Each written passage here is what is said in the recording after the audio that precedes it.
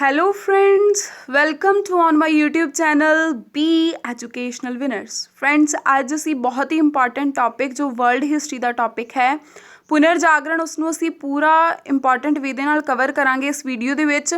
ਇਸ ਤੋਂ ਪਹਿਲਾਂ ਅਸੀਂ ਪੰਜਾਬ ਹਿਸਟਰੀ ਨਾਲ ਰਿਲੇਟਡ, ਸਿਵਿਕਸ ਨਾਲ ਰਿਲੇਟਡ ਕਾਫੀ ਵੀਡੀਓਜ਼ ਕਰ ਚੁੱਕੇ ਹਾਂ। ਜੇਕਰ ਅਜੇ ਤੱਕ ਤੁਸੀਂ ਚੈਨਲ ਤੇ ਨਵੇਂ ਹੋ ਤਾਂ ਚੈਨਲ ਨੂੰ ਸਬਸਕ੍ਰਾਈਬ ਕਰਕੇ ਤੁਸੀਂ ਪਲੇਲਿਸਟ ਵਿੱਚ ਜਾ ਕੇ ਕਾਫੀ ਜੋ ਆਪਣੀ ਨੌਲੇਜ ਹੈ ਟੌਪਿਕ ਵਾਈਜ਼ ਲੈ ਸਕਦੇ ਹੋ ਤੇ ਬੈਲ ਆਈਕਨ ਨੂੰ ਜ਼ਰੂਰ ਪ੍ਰੈਸ ਕਰ ਸਕਦੇ ਹੋ फ्रेंड्स, ਤਾਂ ਜੋ ਆਉਣ ਵਾਲੀਆਂ ਲੇਟੈਸਟ ਵੀਡੀਓ ਦੀ ਜੋ ਨੋਟੀਫਿਕੇਸ਼ਨ ਹੈ ਤੁਹਾਡੇ ਤੱਕ ਪਹੁੰਚ ਸਕੇ। ਸੋ ਸਟਾਰਟ ਕਰਦੇ ਹਾਂ। ਪੁਨਰ ਜਾਗਰਣ ਜੋ ਟੌਪਿਕ ਹੈ, ਸਭ ਤੋਂ ਪਹਿਲਾਂ फ्रेंड्स ਬਹੁਤ ਜ਼ਿਆਦਾ ਜੋ ਇੰਪੋਰਟੈਂਟ ਗੱਲ ਇਹ ਹੈ ਕਿ ਸਭ ਤੋਂ ਪਹਿਲਾਂ ਤੀਸਰੀ ਸ਼ਤਾਬਦੀ ਤੋਂ ਬਾਅਦ ਰੋਮਨ ਸਾਮਰਾਜ ਜੋ ਸੀ ਉਹ ਦੋ ਭਾਗਾਂ ਦੇ ਵਿੱਚ ਵੰਡਿਆ ਗਿਆ ਸੀ। ਜਦੋਂ ਤੀਸਰੀ ਸ਼ਤਾਬਦੀ ਸੀ ਉਦੋਂ ਰੋਮਨ ਸਾਮਰਾਜ ਦੋ ਭਾਗਾਂ ਵਿੱਚ ਵੰਡ ਹੋ ਗਿਆ। ਇੱਕ ਪਾਸੇ ਪੂਰਬੀ ਰੋਮਨ ਸੀ ਜਿਸ ਦੀ ਰਾਜਧਾਨੀ ਕੁਸਤਨਤੁਨੀਆ ਸੀ, ਇੱਕ ਪਾਸੇ ਪੱਛਮੀ ਰੋਮਨ ਸੀ ਜਿਸ ਦੀ ਰਾਜਧਾਨੀ ਰੋਮ ਸੀ।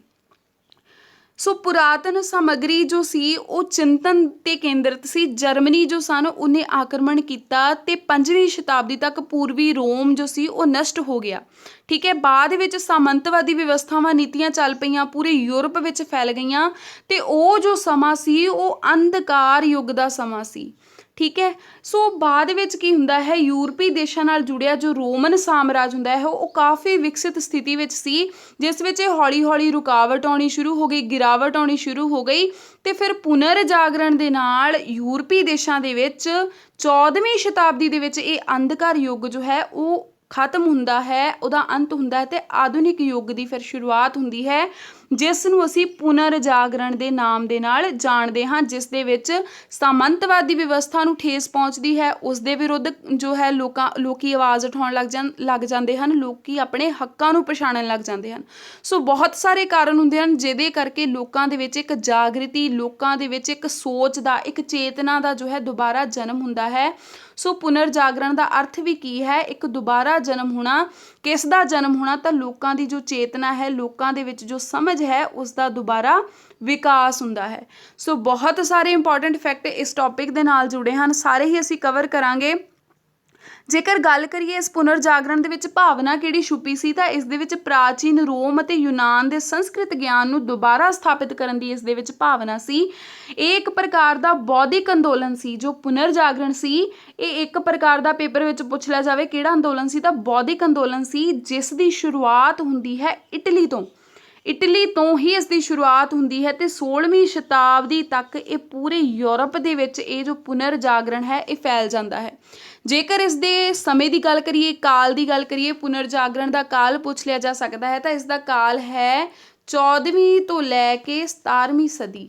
ਸੋ ਤੁਸੀਂ ਇਸ ਨੂੰ ਯਾਦ ਰੱਖਣਾ ਹੈ, ਪੁਨਰ ਜਾਗਰਣ ਦਾ ਕਾਲ 14ਵੀਂ ਤੋਂ 17ਵੀਂ ਸਦੀ ਦੇ ਮੱਧ ਤੱਕ ਮੰਨਿਆ ਜਾਂਦਾ ਹੈ।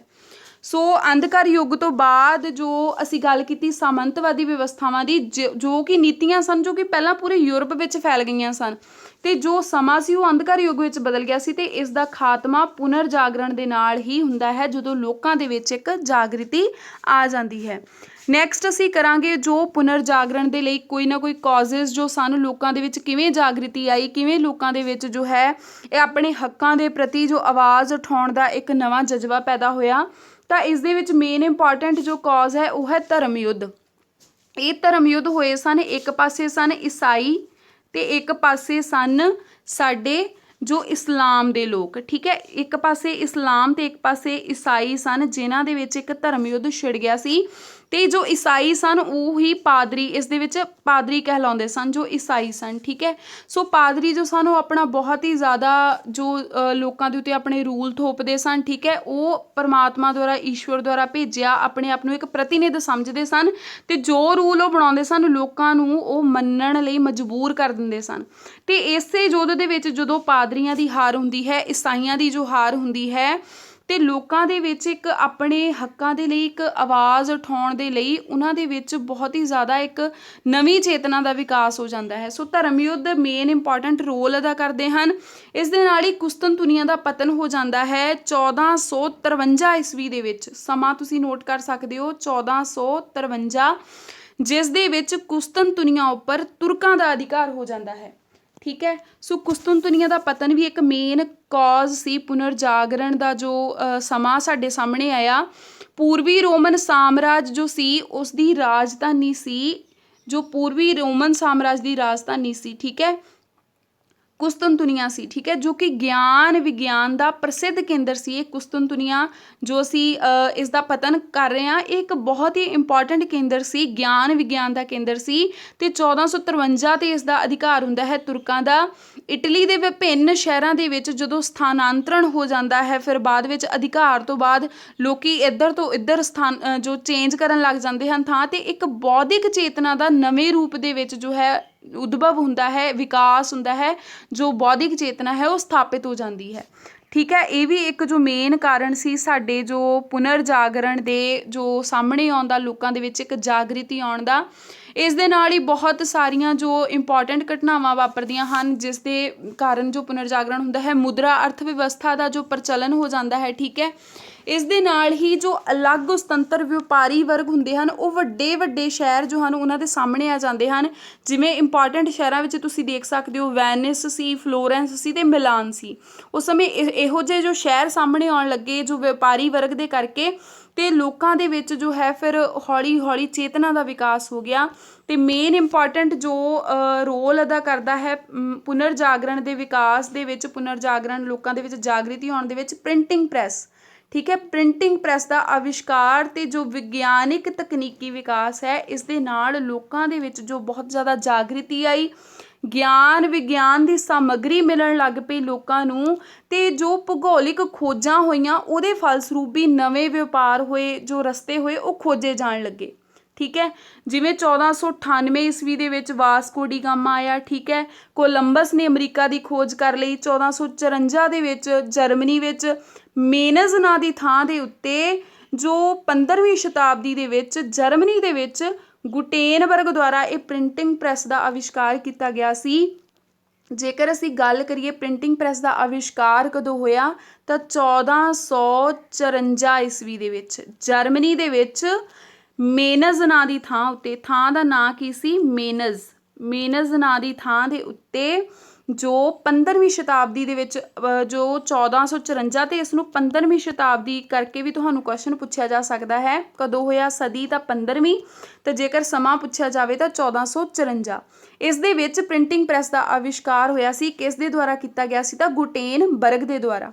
ਇਸ ਦੇ ਨਾਲ ਫਿਰ ਚੇਤਨਾ ਦਾ, ਵਿਗਿਆਨਿਕਤਾ ਦਾ, ਤਾਰਕਿਕਤਾ ਦਾ ਵਿਕਾਸ ਹੋਇਆ, ਤੇ ਜੋ ਨਿਰੰਕੁਸ਼ ਰਾਜਤੰਤਰ ਦੀ ਅਵਧਾਰਨਾ ਸੀ ਉਸ ਦਾ ਵਿਕਾਸ ਹੋਣਾ ਸ਼ੁਰੂ ਹੋ ਗਿਆ ਸੀ। ਠੀਕ ਹੈ, ਸੋ ਇਹ ਸਾਰੇ ਮੇਨ ਇੰਪੋਰਟੈਂਟ ਕਾਜ਼ ਸਨ ਜੋ ਪੁਨਰ ਜਾਗਰਣ ਦੇ ਨਾਲ ਰਿਲੇਟਡ ਸਨ। ਹੁਣ ਅਸੀਂ ਕੁਛ ਆਬਜੈਕਟਿਵ ਟਾਈਪ ਕੁਐਸਚਨ ਜੋ ਪੁਨਰ ਜਾਗ੍ਰਿਤੀ ਨਾਲ ਰਿਲੇਟਡ ਕਰਾਂਗੇ, ਤੇ ਇਸ ਦੀ ਨਾਲ ਅਸੀਂ ਐਕਸਪਲੇਨੇਸ਼ਨ ਦੇ ਨਾਲ ਵੀ ਇਹ ਸਾਰੇ ਹੀ ਇੰਪੋਰਟੈਂਟ ਫੈਕਟ ਨੂੰ ਸਮਝਦੇ ਜਾਵਾਂਗੇ। ਕੁਐਸਚਨ ਪੁੱਛ ਸਕਦੇ ਹਨ ਪੇਪਰ ਦੇ ਵਿੱਚ, ਤੁਸੀਂ ਨਾਲ ਇਸ ਦੇ ਜੇਕਰ ਤੁਹਾਨੂੰ ਆਨਸਰ ਆਉਂਦੇ ਹੋਣ ਤਾਂ ਤੁਸੀਂ ਜ਼ਰੂਰ ਆਪਣੇ ਸਮਝ ਦੇ ਅਕੋਰਡਿੰਗਲੀ ਇਸ ਦੇ ਆਨਸਰ ਕਰਨੇ ਹਨ, ਤੇ ਕਮੈਂਟ ਬਾਕਸ ਵਿੱਚ ਜ਼ਰੂਰ ਦੱਸਣਾ ਹੈ ਤੁਹਾਡੇ ਕਿੰਨੇ ਕੁਐਸਚਨ ਇਸ ਦੇ ਵਿੱਚੋਂ ਸਹੀ ਹੁੰਦੇ ਹਨ। ਜੋ ਫਸਟ ਕੁਐਸਚਨ ਹੈ ਉਹ ਹੈ ਪੁਨਰ ਜਾਗ੍ਰਿਤੀ ਦੀ ਸ਼ੁਰੂਆਤ ਕਿਸ ਦੇਸ਼ ਤੋਂ ਮੰਨੀ ਜਾਂਦੀ ਹੈ? ਬ੍ਰਿਟੇਨ ਤੋਂ, ਇਟਲੀ, ਜਰਮਨੀ ਜਾਂ ਅਮਰੀਕਾ ਤੋਂ? ਕਿਹੜਾ ਦੇਸ਼ ਸੀ ਜਿਸ ਤੋਂ ਪੁਨਰ ਜਾਗ੍ਰਿਤੀ ਦੀ ਸ਼ੁਰੂਆਤ ਸਭ ਤੋਂ ਪਹਿਲਾਂ ਹੋਈ? ਤਾਂ ਇਸ ਦਾ ਜੋ ਰਾਈਟ ਆਨਸਰ ਹੈ ਉਹ ਹੈ ਇਟਲੀ। ਇਟਲੀ ਤੋਂ ਹੀ ਪੁਨਰ ਜਾਗ੍ਰਿਤੀ ਦੀ ਜੋ ਸ਼ੁਰੂਆਤ ਹੁੰਦੀ ਹੈ, ਇਹ ਇਸ ਦਾ ਰਾਈਟ ਆਨਸਰ ਹੈ। ਨੈਕਸਟ ਤੁਸੀਂ ਦੇਖ ਸਕਦੇ ਹੋ ਕੁਐਸਚਨ, ਪੁਨਰ ਜਾਗਰਣ ਦਾ ਅਗਰਦੂਤ ਕਿਸ ਨੂੰ ਮੰਨਿਆ ਜਾਂਦਾ ਹੈ? ਪੁਨਰ ਜਾਗਰਣ ਦਾ ਅਗਰਦੂਤ ਕਿਸ ਨੂੰ ਮੰਨਿਆ ਜਾਂਦਾ ਹੈ? ਤਾਂ ਪੁਨਰ ਜਾਗਰਣ ਦਾ ਜੋ ਅਗਰਦੂਤ ਸੀ ਉਹ ਸੀ ਦਾਂਤੇ। ਠੀਕ ਹੈ, ਦਾਂਤੇ ਨੂੰ ਪੁਨਰ ਜਾਗਰਣ ਦਾ ਅਗਰਦੂਤ ਮੰਨਿਆ ਜਾਂਦਾ ਹੈ। ਨੈਕਸਟ ਇੰਪੋਰਟੈਂਟ ਕੁਐਸਚਨ ਹੈ, ਪੁਨਰ ਜਾਗਰਣ ਕਾਲ ਦਾ ਪ੍ਰਸਿੱਧ ਨਿਬੰਧਕਾਰ ਕਿਸ ਨੂੰ ਮੰਨਿਆ ਜਾਂਦਾ ਹੈ? ਜੇਕਰ ਤੁਹਾਨੂੰ ਨਿਬੰਧਕਾਰ ਪੁੱਛਿਆ ਜਾਵੇ ਤਾਂ ਤੁਸੀਂ ਜੋ ਦੇਖ ਸਕਦੇ ਹੋ ਆਪਸ਼ਨ ਜਿਆਟੋ, ਟਾਮਸ ਮੂਰ, ਪੈਟਰਾਕ ਜਾਂ ਫਰਾਂਸਿਸ ਬੇਕਨ। ਸੋ ਕੌਣ ਸੀ ਜਿਸ ਨੂੰ ਪੁਨਰ ਜਾਗਰਣ ਦਾ ਨਿਬੰਧਕਾਰ ਮੰਨਿਆ ਜਾਂਦਾ ਹੈ? ਇਸ ਦਾ ਰਾਈਟ ਆਨਸਰ ਹੈ ਫਰਾਂਸਿਸ ਬੇਕਨ। ਇਸ ਨੂੰ ਜੋ ਹੈ ਪੁਨਰ ਜਾਗਰਣ ਕਾਲ ਦਾ ਨਿਬੰਧਕਾਰ ਮੰਨਿਆ ਜਾਂਦਾ ਹੈ। ਨੈਕਸਟ ਇੰਪੋਰਟੈਂਟ ਕੁਐਸਚਨ ਹੈ, ਆਧੁਨਿਕ ਵਿਸ਼ਵ ਦਾ ਪਹਿਲਾ ਰਾਜਨੀਤਿਕ ਚਿੰਤਕ ਕਿਸ ਨੂੰ ਮੰਨਿਆ ਜਾਂਦਾ ਹੈ? ਆਧੁਨਿਕ ਵਿਸ਼ਵ ਦਾ ਪਹਿਲਾ ਰਾਜਨੀਤਿਕ ਚਿੰਤਕ ਕਿਸ ਨੂੰ ਮੰਨਿਆ ਜਾਂਦਾ ਹੈ? ਤਾਂ ਇਸ ਦਾ ਜੋ ਰਾਈਟ ਆਨਸਰ ਹੈ ਉਹ ਹੈ ਮੈਕਿਆਵਲੀ। ਮੈਕਿਆਵਲੀ ਇਸ ਦਾ ਰਾਈਟ ਆਂਸਰ ਹੈ। ਇਸ ਨੂੰ ਆਧੁਨਿਕ ਵਿਸ਼ਵ ਦਾ ਪਹਿਲਾ ਰਾਜਨੀਤਿਕ ਚਿੰਤਨ ਮੰਨਿਆ ਜਾਂਦਾ ਹੈ। ਸੋ ਫਰੈਂਡਸ, ਇਹ ਸਾਰੇ ਹੀ ਜਿੰਨੇ ਵੀ ਜੋ ਰਾਜਨੀਤਿਕ ਚਿੰਤਕ ਹੋਏ ਹਨ, ਜਿੰਨੇ ਵੀ ਅਸੀਂ ਇਹ ਨਾਮ ਸਾਰੇ ਕਰਾਂਗੇ, ਇਹਨਾਂ ਦੇ ਨਾਲ ਰਿਲੇਟਡ ਪ੍ਰੋਪਰ ਡਿਟੇਲ ਅਸੀਂ ਇਸ ਵੀਡੀਓ ਦੇ ਵਿੱਚ ਅੱਗੇ ਜਾਣਾਂਗੇ, ਤਾਂ ਜੋ ਕੋਈ ਵੀ ਫੈਕਟ ਤੁਹਾਨੂੰ ਇਹਨਾਂ ਨਾਲ ਰਿਲੇਟਡ ਪੁੱਛਿਆ ਜਾਵੇ ਪੇਪਰ ਵਿੱਚ, ਤੁਸੀਂ ਆਸਾਨੀ ਨਾਲ ਉਸ ਦਾ ਆਂਸਰ ਕਰ ਸਕੋ। ਸੋ ਨੈਕਸਟ ਕੁਐਸਚਨ ਕਰਦੇ ਹਾਂ, ਮੈਕਿਆਵਲੀ ਦੀ ਪ੍ਰਸਿੱਧ ਪੁਸਤਕ ਕਿਹੜੀ ਹੈ, ਕਿਹੜੀ ਇੰਪੋਰਟੈਂਟ ਬੁੱਕ ਹੈ ਮੈਕਿਆਵਲੀ ਦੀ, ਜੋ ਕਿ ਬਹੁਤ ਜ਼ਿਆਦਾ ਇੰਪੋਰਟੈਂਟ ਵੀ ਇਹਦੇ ਨਾਲ ਪੇਪਰ ਵਿੱਚ ਪੁੱਛ ਲਈ ਜਾਂਦੀ ਹੈ। ਤਾਂ ਆਪਸ਼ਨ ਤੁਸੀਂ ਦੇਖ ਸਕਦੇ ਹੋ, ਯੂਟੋਪੀਆ, ਦਾ ਪ੍ਰਿੰਸ, ਡਿਵਾਈਨ ਕਮੇਡੀ ਜਾਂ ਮਦਰ। ਕਿਹੜੀ ਇਸ ਦੀ ਮੈਕਿਆਵਲੀ ਦੀ ਪ੍ਰਸਿੱਧ ਪੁਸਤਕ ਹੈ? ਤਾਂ ਇਸ ਦਾ ਰਾਈਟ ਆਂਸਰ ਜੋ ਹੈ ਦਾ ਪ੍ਰਿੰਸ। ਦਾ ਪ੍ਰਿੰਸ ਕੀ ਹੈ? ਮੈਕਿਆਵਲੀ ਦੀ ਇੱਕ ਬਹੁਤ ਹੀ ਇੰਪੋਰਟੈਂਟ ਜੋ ਹੈ ਬੁੱਕ, ਜੋ ਇਸਨੇ ਮੈਕਿਆਵਲੀ ਨੇ ਲਿਖੀ ਸੀ। ਨੈਕਸਟ ਇੰਪੋਰਟੈਂਟ ਕੁਐਸਚਨ ਹੈ, ਮੋਨਾਲੀਸਾ ਪ੍ਰਸਿੱਧ ਪੇਂਟਿੰਗ ਕਿਸ ਦੀ ਹੈ? ਜੋ ਪੇਪਰ ਦੇ ਵਿੱਚ ਰਿਪੀਟ ਹੋਇਆ ਕੁਐਸਚਨ ਹੈ, ਮੋਨਾਲੀਸਾ ਦੇ ਬਾਰੇ ਪੇਪਰ ਵਿੱਚ ਪੁੱਛਿਆ ਗਿਆ ਹੈ। ਕਿਸ ਦੀ ਪ੍ਰਸਿੱਧ ਪੇਂਟਿੰਗ ਹੈ? ਇਰਾਸਮਸ, ਲਿਨਾਰਡੋ ਦਾ ਵਿੰਸੀ, ਮਾਰਟਿਨ ਲੂਥਰ ਜਾਂ ਦਾਂਤੇ। ਤਾਂ ਇਸ ਦਾ ਜੋ ਰਾਈਟ ਆਂਸਰ ਹੈ ਉਹ ਹੈ ਲਿਨਾਰਡੋ ਦਾ ਵਿੰਸੀ।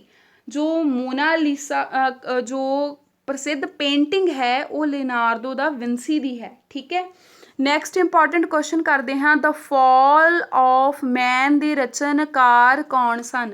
ਜੋ ਦ ਫਾਲ ਆਫ ਮੈਨ ਜੋ ਇੱਕ ਰਚਨਾ ਹੈ, ਉਸ ਦੇ ਰਚਨਕਾਰ ਕੌਣ ਸਨ?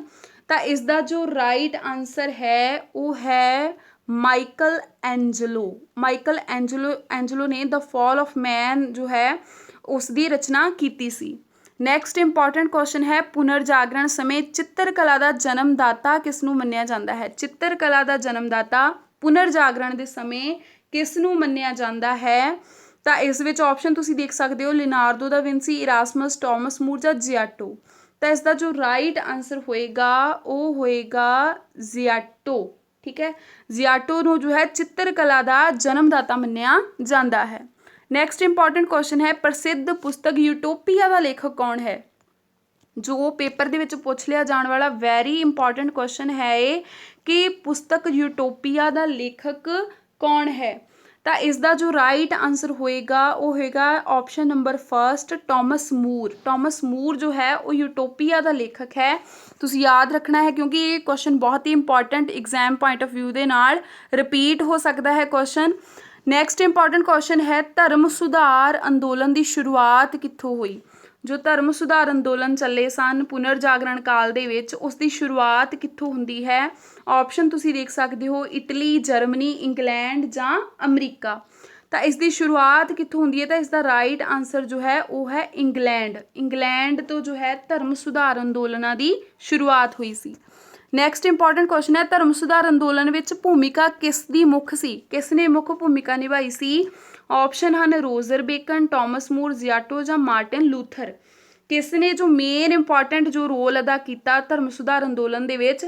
ਤਾਂ ਇਸ ਦਾ ਜੋ ਰਾਈਟ ਆਂਸਰ ਹੈ ਉਹ ਹੈ ਮਾਰਟਿਨ ਲੂਥਰ। ਮਾਰਟਿਨ ਲੂਥਰ ਦੀ ਮੇਨ ਇੰਪੋਰਟੈਂਟ ਜੋ ਇਸ ਦੇ ਵਿੱਚ ਭੂਮਿਕਾ ਰਹੀ, ਮੇਨ ਇੰਪੋਰਟੈਂਟ ਰੋਲ ਅਦਾ ਕੀਤਾ ਧਰਮ ਸੁਧਾਰ ਅੰਦੋਲਨ ਦੇ ਵਿੱਚ। ਨੈਕਸਟ ਇੰਪੋਰਟੈਂਟ ਕੁਐਸਚਨ ਹੈ, ਬਾਈਬਲ ਦਾ ਅਨੁਵਾਦ ਜਰਮਨ ਭਾਸ਼ਾ ਵਿੱਚ ਕਿਸ ਨੇ ਕੀਤਾ? ਜੋ ਬਾਈਬਲ ਹੈ ਉਸ ਦਾ ਅਨੁਵਾਦ ਜਰਮਨ ਭਾਸ਼ਾ ਵਿੱਚ ਕਿਸ ਦੇ ਦੁਆਰਾ ਕੀਤਾ ਗਿਆ ਸੀ? ਤਾਂ ਇਸ ਦੇ ਵਿੱਚ ਆਪਸ਼ਨ ਤੁਸੀਂ ਦੇਖ ਸਕਦੇ ਹੋ, ਮਾਰਟਿਨ ਲੂਥਰ, ਮੈਕਿਆਵਲੀ, ਦਾਂਤੇ ਜਾਂ ਰਾਫੇਲ। ਕਿਸ ਨੇ ਬਾਈਬਲ ਦਾ ਜੋ ਅਨੁਵਾਦ ਹੈ ਉਹ ਜਰਮਨ ਭਾਸ਼ਾ ਦੇ ਵਿੱਚ ਕੀਤਾ ਹੈ? ਤਾਂ ਇਸ ਦਾ ਵੀ ਜੋ ਰਾਈਟ ਆਂਸਰ ਹੈ ਉਹ ਹੈ ਮਾਰਟਿਨ ਲੂਥਰ, ਜਿਸ ਨੇ ਬਾਈਬਲ ਦਾ ਅਨੁਵਾਦ ਜਰਮਨ ਭਾਸ਼ਾ ਦੇ ਵਿੱਚ ਕੀਤਾ। ਨੈਕਸਟ ਇੰਪੋਰਟੈਂਟ ਕੁਐਸਚਨ ਹੈ, ਜੀਸਸ ਕ੍ਰਾਈਸਟ ਦੀ ਮਾਤਾ ਮੈਡੋਨਾ ਦਾ ਚਿੱਤਰ ਕਿਸ ਨੇ ਕੀਤਾ?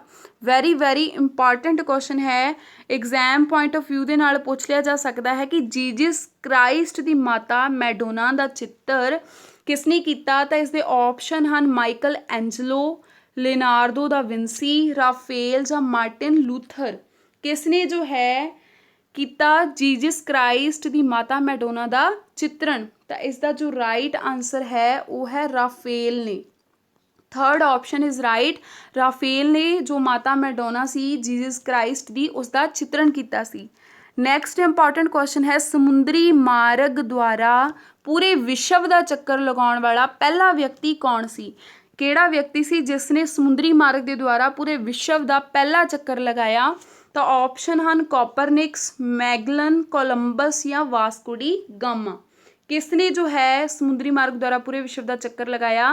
तो इसका जो राइट आंसर है वो है मैगलन। मैगलन सी वो व्यक्ति जिसने समुद्री मार्ग द्वारा पूरे विश्व का चक्कर लगाया सी, सब तो पहला व्यक्ति ये बनया सी। ਤੁਸੀਂ याद रखने ने सारे ही question exam point of view के नाल बहुत ज़्यादा इंपॉर्टेंट हैं। नैक्सट इंपॉर्टेंट क्वेश्चन है आधुनिक विश्व का पहला राजनीतिक चिंतक कित्थों का रहने वाला सी? जो आधुनिक विश्व का पहला राजनीतिक चिंतक पूछा गया है तुहाडे तो, जो ऑप्शन हैं फ्लोरेंस, जर्मनी, इंग्लैंड या अमरीका, किस देश का वो रहने वाला सी जो आधुनिक विश्व का पहला राजनीतिक चिंतक कहलाया? तो इस दे विच जो तुसी देख सकते हो आंसर किस किहड़ा होएगा राइट? तो इस दे विच राइट आंसर है फ्लोरेंस। ठीक है, इसका राइट आंसर है फ्लोरेंस। फ्लोरेंस का जो राजनीतिक चिंतक सी आधुनिक विश्व का वो पहला रहने वाला सी। नैक्सट इंपॉर्टेंट क्वेश्चन है प्रशांत महासागर का नामकरण किसने किया? जो प्रशांत महासागर सी उसका जो नामकरण किसने किया? तो इसका जो राइट आंसर होएगा वो होएगा नंबर 4 मैगलन, जिसने प्रशांत महासागर का नामकरण किया। फ्रेंड्स ये सन कुछ इंपॉर्टेंट क्वेश्चन जो पेपर विच एग्जाम के पॉइंट ऑफ व्यू के नाल तुहानूं पूछे जा सकते हैं। हुण असीं डिटेल दे विच सारे ही जो मेन इंपॉर्टेंट असीं ना कीते हैं जिन्हां नाल रिलेटेड इंपॉर्टेंट क्वेश्चन पूछे जा सकते हैं सारे ही कवर करांगे। सब तो पहला मेन इंपॉर्टेंट है दांते।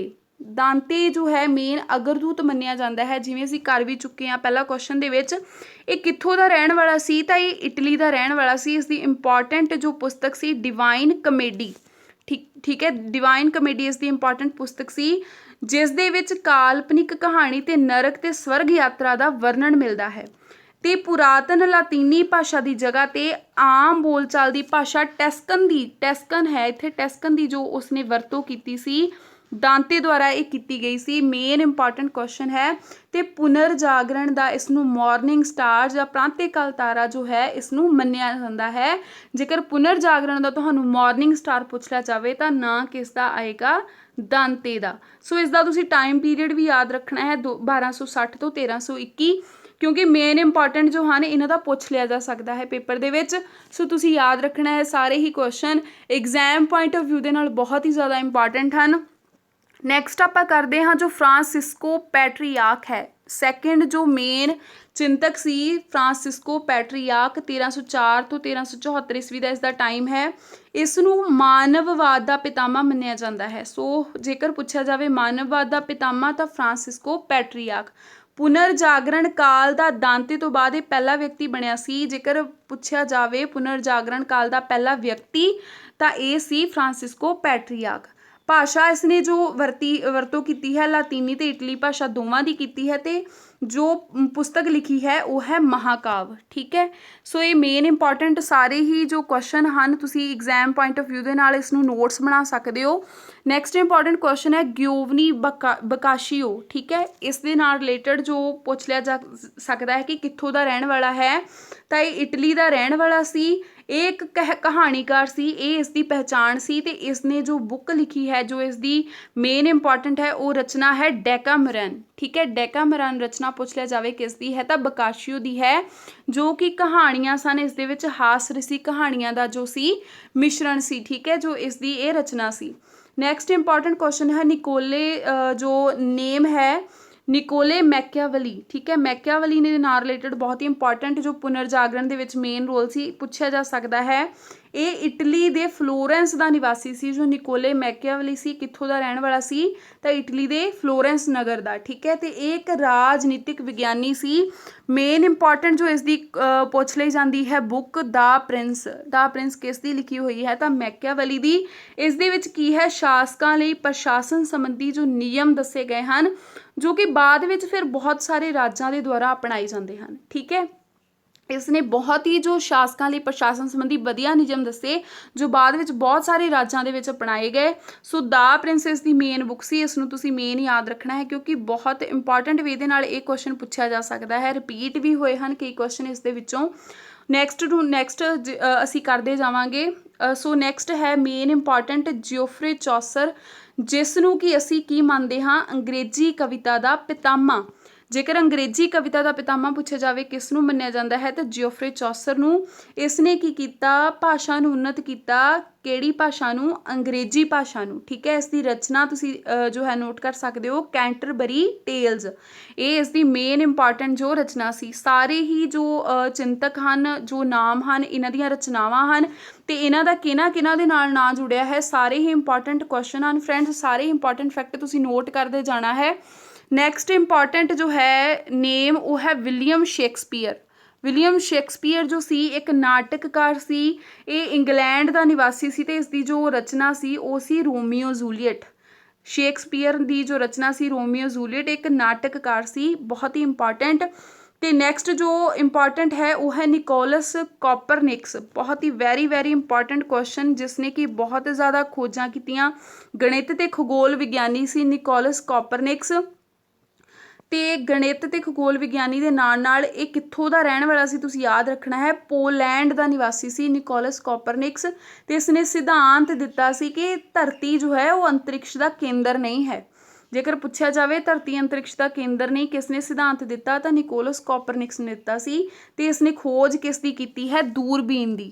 ਦੂਰਬੀਨ ਦੀ ਖੋਜ ਕੋਪਰਨਿਕਸ ਦੇ ਦੁਆਰਾ ਕੀਤੀ ਗਈ ਹੈ। ਨੈਕਸਟ ਇੰਪੋਰਟੈਂਟ ਹੈ ਨੇਮ ਜੋ ਹੈ ਉਹ ਹੈ ਗੈਲੀਲੀਓ। ਠੀਕ ਹੈ, ਗੈਲੀਲੀਓ ਹੈ, ਉਸਨੇ ਕਿਸ ਦੀ ਖੋਜ ਕੀਤੀ, ਟੈਲੀਸਕੋਪ ਦੀ ਖੋਜ ਇਸ ਦੇ ਦੁਆਰਾ ਕੀਤੀ ਗਈ। ਤੇ ਇਸ ਦੀ ਜੋ ਖੋਜ ਸੀ ਉਸ ਕੀ ਸੀ ਕਿ ਇਸਨੇ ਚੰਦਰਮਾ ਦੇ ਉੱਪਰ ਪਹਾੜ ਦੱਸੇ ਸਨ। ਇਸ ਦੇ ਕਹਿਣ ਦੇ ਮੁਤਾਬਿਕ ਕੀ ਸੀ ਕਿ ਚੰਦਰਮਾ ਦੇ ਉੱਤੇ ਪਹਾੜ ਹਨ। ਤੇ ਇਸਨੇ ਡਿੱਗਦੀਆਂ ਵਸਤੂਆਂ ਦੀ ਜੋ ਗਤੀ ਹੈ ਉਹ ਦੂਰੀ ਤੇ ਨਿਰਭਰ ਦੱਸੀ ਸੀ ਕਿ ਜੋ ਡਿੱਗਦੀਆਂ ਵਸਤੂਆਂ ਦੀ ਗਤੀ ਹੈ ਦੂਰੀ ਤੇ ਨਿਰਭਰ ਹੈ, ਨਾ ਕਿ ਭਾਰ ਤੇ। ਨੈਕਸਟ ਇੰਪੋਰਟੈਂਟ ਹੈ ਮਾਰਟਿਨ ਲੂਥਰ, ਜਿਸ ਦੇ ਵਿੱਚੋਂ ਬਹੁਤ ਹੀ ਇੰਪੋਰਟੈਂਟ ਵੇ ਦੇ ਨਾਲ ਮਾਸਟਰ ਕਾਰਡ ਦੇ ਵਿੱਚ ਵੀ ਕੁਐਸਚਨ ਰਿਪੀਟ ਹੋਏ ਹਨ। ਮਾਰਟਿਨ ਲੂਥਰ ਜੋ ਸੀ ਉਹ ਪ੍ਰੋਟੈਸਟੈਂਟ ਧਰਮ ਦੀ ਪ੍ਰੋਟੈਸਟੈਂਟ ਦੀ ਸ਼ੁਰੂਆਤ ਕਰਨ ਵਾਲਾ ਵਿਅਕਤੀ ਸੀ। ਜਰਮਨੀ ਦੇ ਵਿੱਚ ਜੋ ਹੈ ਪ੍ਰੋਟੈਸਟੈਂਟ ਧਰਮ ਦੀ ਸ਼ੁਰੂਆਤ ਮਾਰਟਿਨ ਲੂਥਰ ਦੇ ਦੁਆਰਾ ਕੀਤੀ ਗਈ ਸੀ। ਮਾਫੀ ਪੱਤਰਾਂ ਦੇ ਨਾਲ ਇਹ ਸੰਬੰਧਿਤ ਸੀ। ਤੇ ਲੂਥਰ ਸਮੇਂ ਜੋ ਰੋਮ ਦਾ ਸ਼ਾਸਕ ਪੁੱਛ ਲਿਆ ਜਾਵੇ ਤਾਂ ਲਿਊ 10ਵਾਂ ਸੀ। ਠੀਕ ਹੈ, ਲਿਊ 10ਵਾਂ ਮਾਰਟਿਨ ਲੂਥਰ ਸਮੇਂ ਰੋਮ ਦਾ ਸ਼ਾਸਕ ਸੀ। ਰੋਮ ਕੈਥੋਲਿਕ ਪੁਜਾਰੀਆਂ ਦਾ ਜੋ ਸੀ ਮਾਰਟਿਨ ਲੂਥਰ ਨੇ ਵਿਰੋਧ ਕੀਤਾ। ਇਸ ਦੇ ਨਾਲ ਹੀ ਜੇਕਰ ਇੰਪੋਰਟੈਂਟ ਫੈਕਟ ਇਸ ਤਰ੍ਹਾਂ ਵੀ ਪੁੱਛ ਲਿਆ ਜਾਵੇ ਕਿਹੜੇ ਧਰਮ ਨਾਲ ਸੰਬੰਧਿਤ ਸੀ ਤਾਂ ਪ੍ਰੋਟੈਸਟੈਂਟ ਧਰਮ ਦੇ ਨਾਲ ਮਾਰਟਿਨ ਲੂਥਰ ਦਾ ਸੰਬੰਧ ਸੀ। ਵੈਰੀ ਇੰਪੋਰਟੈਂਟ ਕੁਐਸਚਨ ਹੈ, ਜਿਸ ਦੇ ਵਿੱਚੋਂ ਐਗਜ਼ਾਮ ਪੁਆਇੰਟ ਆਫ ਵਿਊ ਦੇ ਨਾਲ ਇਹ ਇੰਪੋਰਟੈਂਟ ਫੈਕਟ ਦੇ ਵਿੱਚੋਂ ਕਿਸੇ ਤਰ੍ਹਾਂ ਵੀ ਤੁਹਾਨੂੰ ਕੁਐਸਚਨ ਪੁੱਛ ਲਿਆ ਜਾ ਸਕਦਾ ਹੈ। ਨੈਕਸਟ ਆਪਾਂ ਕੁਝ ਇੰਪੋਰਟੈਂਟ ਫੈਕਟ ਕਰਾਂਗੇ ਜੋ ਪੇਪਰ ਦੇ ਵਿੱਚ ਐਗਜ਼ਾਮ ਪੁਆਇੰਟ ਆਫ ਵਿਊ ਦੇ ਨਾਲ ਪੁੱਛ ਲਏ ਜਾ ਸਕਦੇ ਹਨ। ਸਮੁੰਦਰੀ ਰਸਤੇ ਜੋ ਲੱਭਣ ਦੀ ਪਹਿਲ ਕਿਸਨੇ ਕੀਤੀ ਤਾਂ ਇਹ ਸਪੇਨ ਦੇਸ਼ ਸੀ, ਜਿਸ ਨੇ ਜੋ ਹੈ ਸਭ ਤੋਂ ਪਹਿਲਾਂ ਸਮੁੰਦਰੀ ਰਸਤੇ ਲੱਭਣ ਦੀ ਪਹਿਲ ਕੀਤੀ। ਤੇ ਇਸ ਦੇ ਨਾਲ ਹੀ ਜੋ ਹੈ ਦਿਸ਼ਾ ਸੂਚਕ ਯੰਤਰ ਦੀ ਖੋਜ ਕਿੱਥੋਂ ਹੋਈ ਹੈ ਤਾਂ ਇਹ ਚੀਨ ਦੇ ਵਿੱਚ ਹੋਈ ਹੈ। ਇਹ ਵੀ ਤੁਸੀਂ ਯਾਦ ਰੱਖਣਾ ਹੈ, ਵੈਰੀ ਇੰਪੋਰਟੈਂਟ ਕੁਐਸਚਨ ਹੈ। ਦਿਸ਼ਾ ਸੂਚਕ ਯੰਤਰ ਦੀ ਖੋਜ ਚੀਨ ਦੇ ਵਿੱਚ ਹੋਈ ਹੈ। ਨੈਕਸਟ ਇੰਪੋਰਟੈਂਟ ਕੁਐਸਚਨ ਹੈ ਮੱਧਕਾਲ ਅਤੇ ਆਧੁਨਿਕ ਕਾਲ ਦੇ ਵਿਚਕਾਰਲੇ ਸਮੇਂ ਨੂੰ ਅਸੀਂ ਕੀ ਕਹਿੰਦੇ ਹਾਂ। ਮੱਧਕਾਲ ਤੇ ਆਧੁਨਿਕ ਕਾਲ ਦੇ ਜੋ ਵਿਚਕਾਰਲਾ ਸਮਾਂ ਸੀ ਉਹ ਸੀ ਪੁਨਰ ਜਾਗਰਣ ਦਾ ਸਮਾਂ। ਪੁਨਰ ਜਾਗਰਣ ਕਾਲ ਅਸੀਂ ਕਰ ਵੀ ਚੁੱਕੇ ਹਾਂ ਕਿ ਇਹ 14ਵੀਂ ਤੋਂ ਲੈ ਕੇ 17ਵੀਂ ਸ਼ਤਾਬਦੀ ਦੇ ਮੱਧ ਤੱਕ ਜੋ ਹੈ ਇਹ ਸਮਾਂ ਮੰਨਿਆ ਜਾਂਦਾ ਹੈ। ਨੈਕਸਟ ਇੰਪੋਰਟੈਂਟ ਕੁਐਸਚਨ ਹੈ ਸਪੇਨ ਤੋਂ ਕੋਲੰਬਸ ਕਿਸ ਦੇਸ਼ ਦੀ ਖੋਜ ਲਈ ਸਮੁੰਦਰੀ ਰਸਤੇ ਲੱਭਣ ਚੱਲਿਆ ਸੀ। ਜੋ ਕੋਲੰਬਸ ਸੀ ਨਾ ਸਪੇਨ ਤੋਂ, ਇਹ ਜੋ ਖੋਜ ਕਿਸ ਲਈ ਜੋ ਸਮੁੰਦਰੀ ਰਸਤੇ ਲੱਭਣ ਚੱਲਿਆ ਸੀ ਤਾਂ ਇਹ ਭਾਰਤ ਦੀ ਖੋਜ ਲਈ ਚੱਲਿਆ ਸੀ। ਤੇ ਕੋਲੰਬਸ ਪਹੁੰਚ ਕਿੱਥੇ ਗਿਆ ਸੀ ਫਿਰ ਅਮਰੀਕਾ। ਇਹ ਖੋਜ ਲਈ ਨਿਕਲਿਆ ਸੀ ਭਾਰਤ ਦੀ, ਪਰ ਪਹੁੰਚ ਕਿੱਥੇ ਗਿਆ ਸੀ ਅਮਰੀਕਾ ਦੇ ਵਿੱਚ। ਠੀਕ ਹੈ, ਸੋ ਅਮਰੀਕਾ ਦੀ ਖੋਜ ਕਿਸ ਦੇ ਦੁਆਰਾ ਹੋਈ, ਕੋਲੰਬਸ ਦੇ ਦੁਆਰਾ ਹੋਈ। ਪਰ ਇਹ ਜੋ ਸੀ ਸਮੁੰਦਰੀ ਰਸਤੇ ਲੱਭਣ ਲਈ ਚੱਲਿਆ ਸੀ ਸਪੇਨ ਤੋਂ ਤੇ ਭਾਰਤ ਦੀ ਖੋਜ ਦੇ ਲਈ। ਨੈਕਸਟ ਇੰਪੋਰਟੈਂਟ ਕੁਐਸਚਨ ਹੈ ਮਾਨਵਵਾਦ ਵਿਅਕਤੀਵਾਦ ਕਿਸ ਦੀ ਦੇਣ ਹੈ। ਇਹ ਪੁਨਰ ਜਾਗਰਣ ਕਾਲ ਹੀ ਸੀ ਜਿਸ ਦੇ ਵਿੱਚ ਮਾਨਵਵਾਦ ਤੇ ਵਿਅਕਤੀਵਾਦ ਜੋ ਹੈ ਉਹ ਲੋਕਾਂ ਦੇ ਵਿੱਚ ਇੱਕ ਜਾਗ੍ਰਿਤੀ ਆਈ। ਇਹ ਦੇਣ ਕਿਸ ਦੀ ਸੀ, ਪੁਨਰ ਜਾਗਰਣ ਦੀ ਦੇਣ ਸੀ। ਠੀਕ ਹੈ, ਇਟਲੀ ਦਾ ਕਿਹੜਾ ਨਗਰ ਈਸਾਈ ਧਰਮ ਕੈਥੋਲਿਕ ਦਾ ਪ੍ਰਮੁੱਖ ਕੇਂਦਰ ਸੀ।